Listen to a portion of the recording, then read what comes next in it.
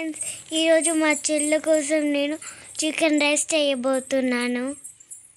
ఉడికించిన చికెన్, ఉల్లిపాయలు, క్యారెట్, టమాటా, ఉల్లిగడ్డ, ఆలు, కొత్తిమీర, ఒక స్పూన్ నెయ్యి వేసుకున్నాం. ఇందులో జీలకర్ర, ఉల్లిపాయలు వేసుకున్నాం. ఇప్పుడు మనం ఆలు ముక్కలు వేసుకొని కలుపుకున్నాం. నెక్స్ట్ క్యారెట్ తురుము వేసుకున్నాం.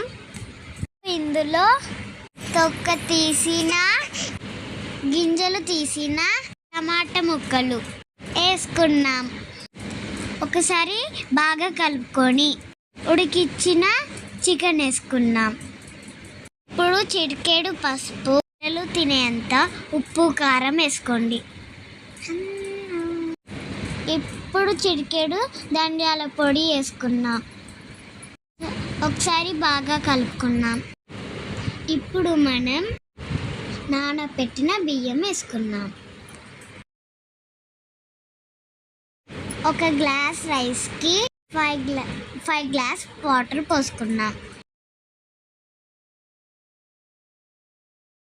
కొంచెం కొత్తిమీర వేసుకున్నాం.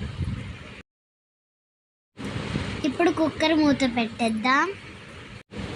ఇప్పుడు 5 విజిల్స్ వచ్చాక స్టవ్ ఆఫ్ చేద్దాం.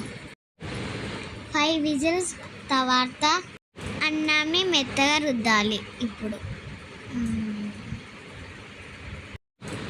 చికెన్ రైస్ అయిపోయినట్టే. ఇప్పుడు మా చెల్లికి తినిపిద్దాం.